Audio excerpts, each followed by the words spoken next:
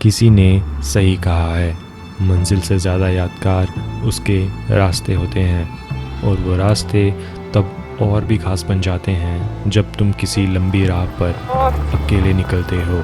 और मेरे ख्याल से जब तक कोई सफ़र तुम्हारा पूरा पोटेंशियल ना निकाल दे, तब तक वो सफ़र सफ़र मज़ा आ नहीं गया। बनता।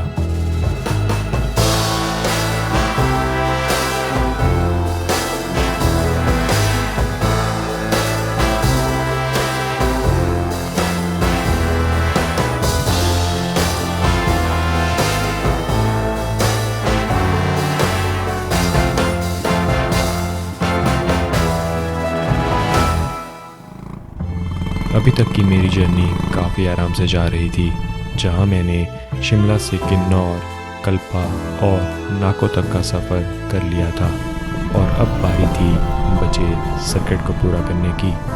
और आज की मेरी जर्नी थी ओके, सो जो आज का प्लान है वो है धानकर तक का। आज मुझे धानकर तक राइड करनी है। धानकर यहाँ से अप्रोक्सीमेट 120-130 किलोमीटर है, क्योंकि मैं नाको से नहीं, नाको में कल हो आया था, बट शाम को मैं अपने फ्रेंड के पास ही गया था, रुका था उसके पास। तो अब मुझे फिर से नाको जाना पड़ेगा, फिर नाको से आगे।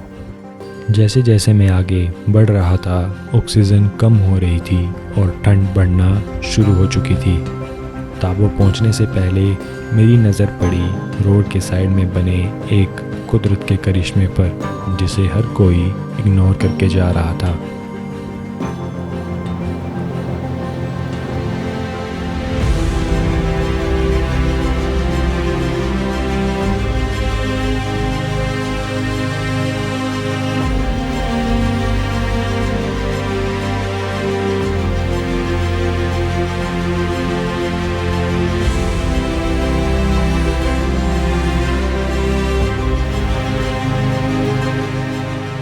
स्पीति के सफ़र में जब भी आपको रोड्स पर ऐसे पत्थर से बना कोई बैरिकेड जैसा स्ट्रक्चर देखने को मिले, तो उसे हमेशा क्रॉस करके जाना चाहिए। यहाँ के लोकल्स इन्हें मानी वॉल्स कहते हैं, और इनकी मान्यता है कि जब आप इन्हें क्रॉस करते हैं तो ये आपकी जर्नी के लिए ब्लेसिंग्स होती हैं, जो आपकी जर्नी सेफ बनाती हैं। ताबो पहुँचने से पहले आता है लारी विलेज, जहां मुझे मेरी इस ट्रिप का पहला स्ट्रेट रोड मिला, और उसी रोड के बगल में है एक बहुत बड़ा स्टैचू, जो आपकी नज़रें उसकी तरफ खींच लेता है।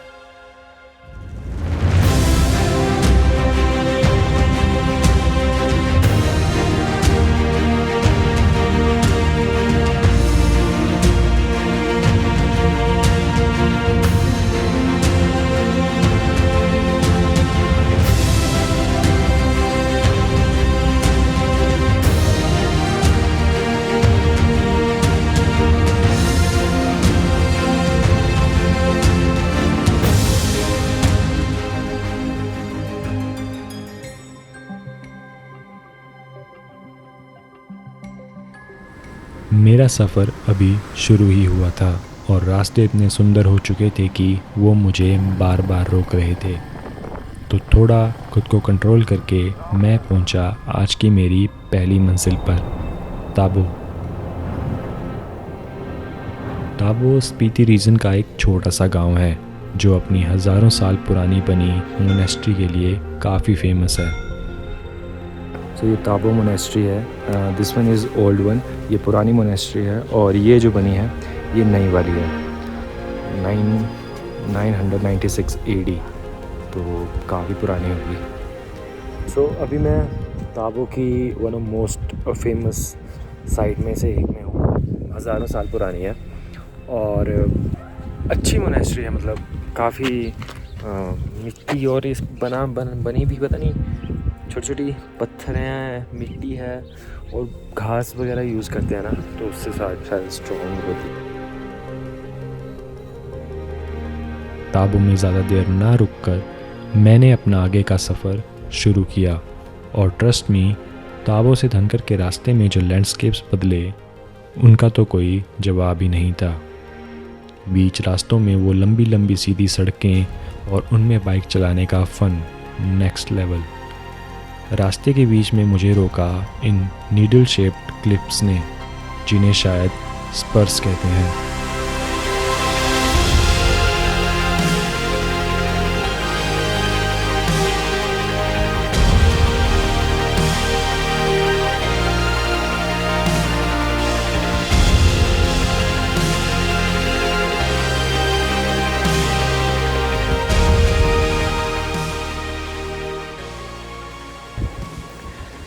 भाई मतलब बहुत अनप्रिडिक्टेबल चीज़ है दुनिया।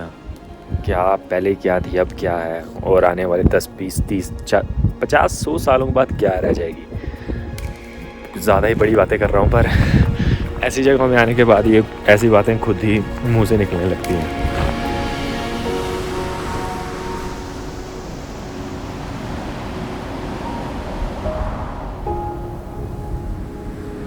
वहाँ से निकलने के बाद शाम को मैं पहुँचा मेरी इस ट्रिप के सबसे सुंदर गांव में, ब्यूटीफुल धानकर।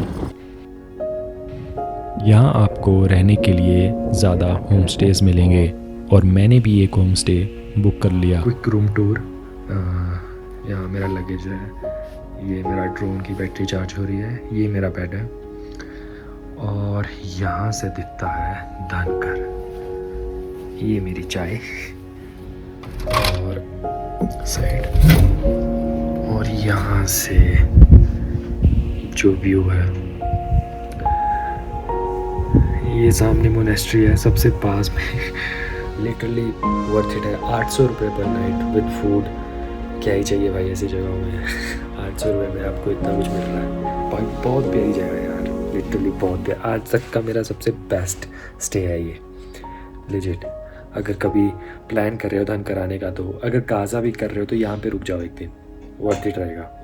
तब तक एंजॉय। शीप आखथून ज़्यादा घुट्टा मार लिया। धानकर मुझे मेरी इस जर्नी का सबसे सुंदर गांव लगा, क्योंकि यहाँ से जो आपको व्यूज़ मिलेंगे वो शायद कहीं और से नहीं मिल सकते।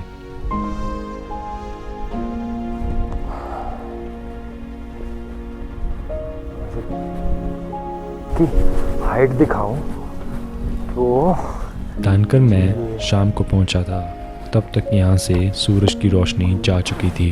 पर जब सुबह हुई तब धानकर को सनलाइट में देखकर मैं उसे देखता ही रह गया।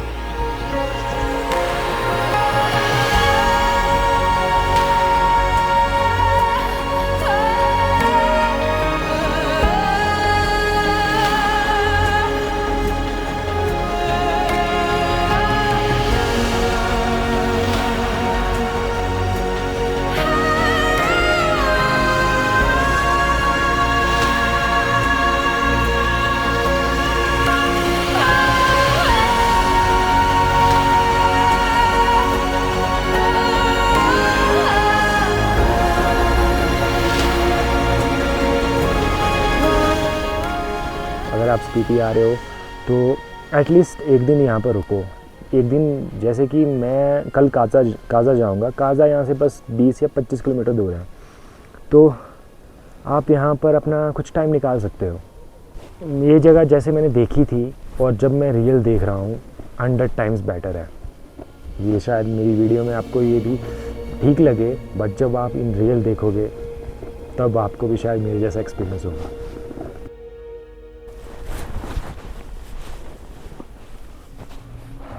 ब्यूटीफुल से स्टे को बाय करके आज का और कल का स्टे है मेरा काजा में। चलो मिलते हैं अब रोड्स में। धानकर को बाय बोलकर मैं निकल गया अपनी अगली मंजिल के लिए, जिसे स्पीति का दिल भी कहते हैं, काजा। काजा मेरे सफ़र का एक ऐसा स्टॉप था जिसे मैं गाँव तो नहीं बुला सकता, क्योंकि ये शहर काफ़ी बड़ा था।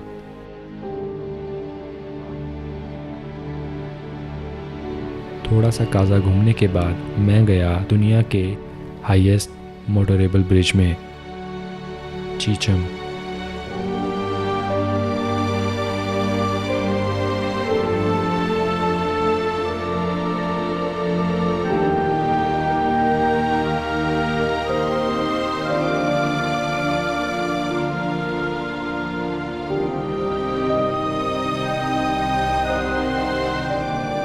ट्रक काफ़ी फेमस है इस ब्रिज में, जो गिरा था नीचे। ये इतनी हाइट में बना है, तकरीबन 13,500 फीट की हाइट में बना ये ब्रिज जोड़ता है चीचम और किब्बर को।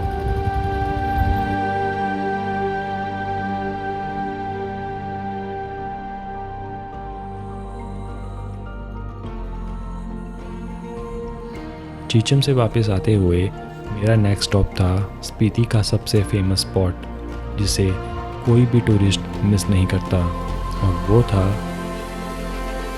की मोनेस्ट्री।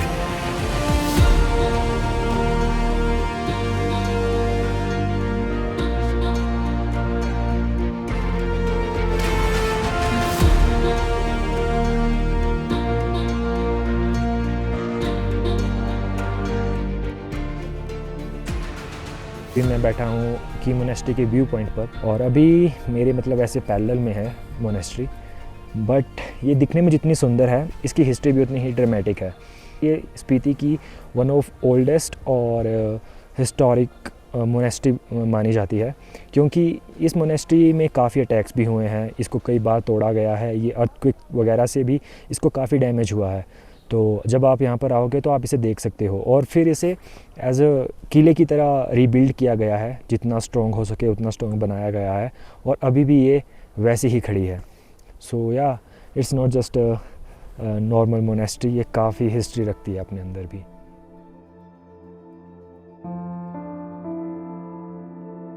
आज के लिए मैं काफ़ी एक्साइटेड था, क्योंकि आज मैं दुनिया की कुछ सबसे ऊंची जगहों में जाने वाला था। इतनी हाइट में हूँ कि जो पहाड़ आपको गाजा से मतलब इतने ऊंचे ऊंचे दिखते हैं, मैं उनके टॉप में बाइक चला रहा हूँ। सफ़र की शुरुआत एक ऐसे गांव से हुई जिसे इंडिया का फॉसिल विलेज भी कहते हैं, लांगसा।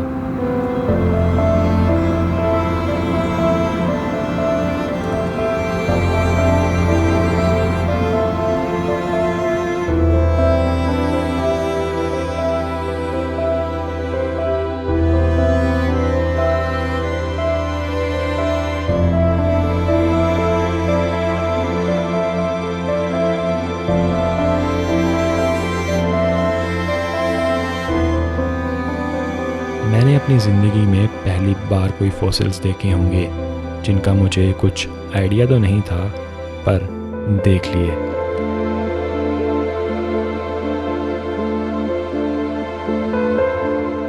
इतनी हाइट में होने की वजह से यहाँ ठंड भी काफ़ी ज़्यादा थी, तो एक कप चाय पीकर और इस प्यारे से गांव को बाय कहकर मैं निकल गया अपने अगले स्टॉप के लिए, जिसके लिए शायद मैं ज़्यादा एक्साइटेड था। और वो था वर्ल्ड्स हाईएस्ट विलेज, कॉमिक।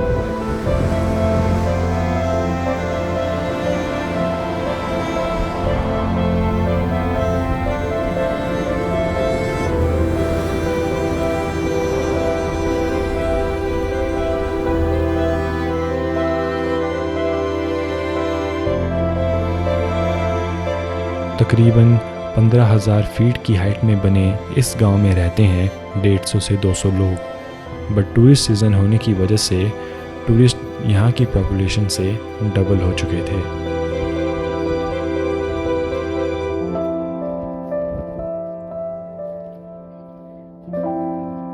ये भी बड़ा अलग सा एक्सपीरियंस होता है जब आप किसी ऐसी जगह में होते हो, जैसे कि अभी मैं वर्ल्ड के हाईएस्ट विलेज में हूँ। मुझे अभी एग्जैक्ट नहीं पता कि कितने फीट अबव है, बट जितनी भी है भाई काफ़ी मस्त है। अभी मुझे वो सारे पीक्स दिख रहे हैं जहाँ पे स्नो है, इवन वो नीचे से नहीं दिख पाते क्योंकि पहाड़ इतने बड़े बड़े हैं यहाँ पर कि उन्हें कवर कर देते हैं। तो मुझे अभी तो नीचे से मुझे ड्राई माउंटेन्स ही दिखते हैं, बट यहाँ बैठ के वो सारे दिख रहे हैं मुझे। काफ़ी अच्छी जगह है। बट ये एप्पल मेरे फ्रेंड ने दिया था, आयुष ने, कि रास्ते में कहीं भूख लगे तो खा लेना। बट अभी मैं इस एप्पल को वर्ल्ड के हाईएस्ट विलेज में खा रहा हूँ। ये मेरे बैग में 2 दिन से पड़ा था। चलो आज ये मेरा लंच है, बाकी सही है।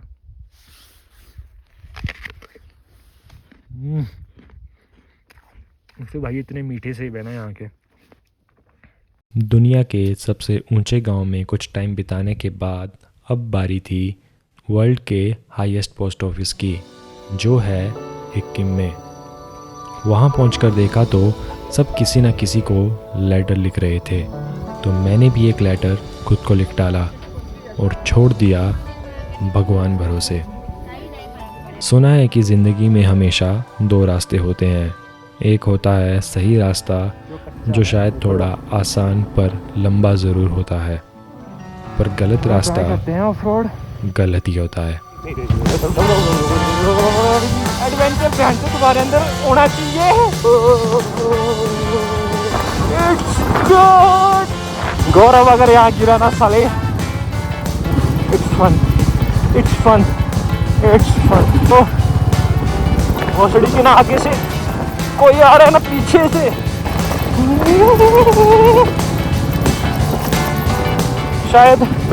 शायद अभी ये रास्ता आपको ज़्यादा गलत ना लग रहा हो, पर अगर मैं इसे आसमान से दिखाऊं तो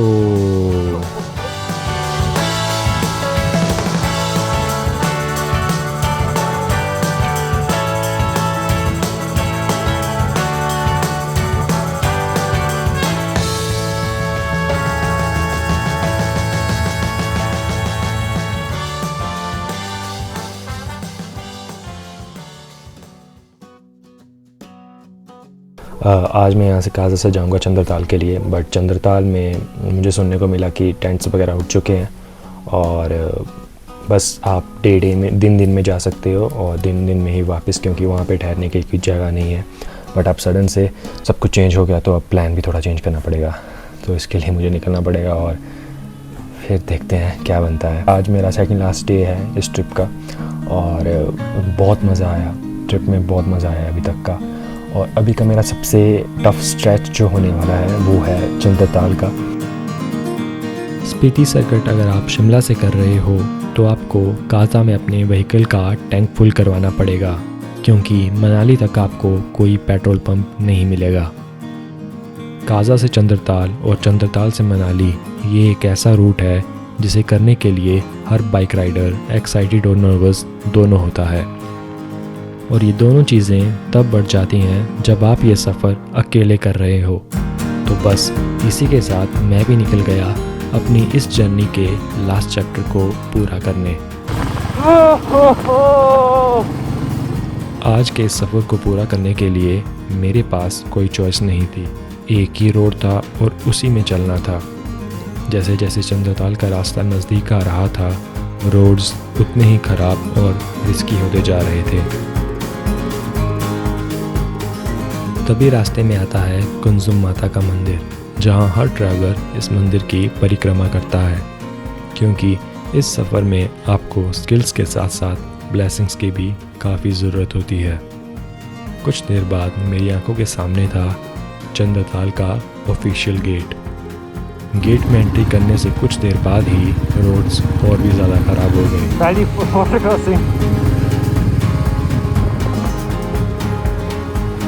तो हल्की सी है।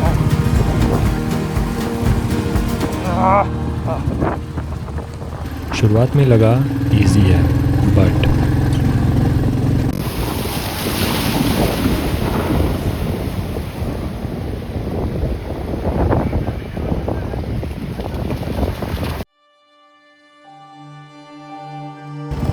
चंद्रताल में लेट पहुंचने की वजह से और 1 घंटा जाम में फंसने के बाद मैं ऑलरेडी लेट था, पर ज़्यादा टाइम वेस्ट ना करते हुए मैं चल दिया लेक की ओर। बहुत ही रश वाली राइड थी और यहाँ पर स्टे भी नहीं है आज, तो मुझे ज़्यादा देर नहीं मिलेगी यहाँ पे। बट भाई क्या चीज़ है ये।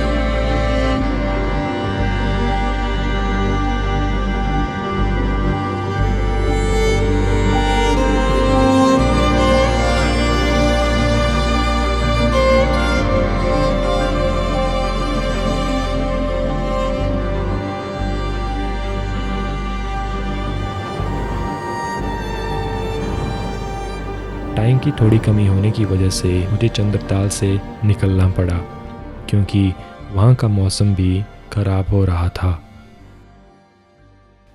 पर अब शुरू होने जा रही थी मेरी ज़िंदगी की वो राइड जिसने मेरी मेंटल प्रेपरेशन से लेकर मेरे पूरे पोटेंशियल की धज्जियाँ उड़ा दी। स्क्रैच आया था ना जहाँ पे ठंड का प्रॉब्लम। मुझे मेरे पैरों का प्रॉब्लम है, मेरे तो लग गए हैं। सॉक्स उतारे और एक अंदर डिजाइन बनाएगा पूरा। इतना पानी कहाँ जी कुछ टूट गया भाई। मुझे ये कब भी साला फील नहीं हो रहा। कसम मैं चाय फेंक दूंगा ऊपर से तब भी कुछ नहीं होगा।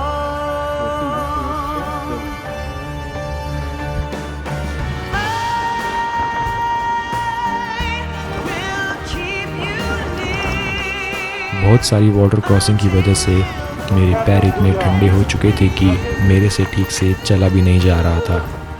पर वो चीज़ जो मुझे थोड़ी हिम्मत दे रही थी वो शायद मेरा हिमाचली होना, और शायद वो रास्ते में ली हुई लेसन्स ही थी जिनकी वजह से मैं अपनी लाइफ का टफेस्ट स्ट्रेच एक दिन में ही कवर कर पाया।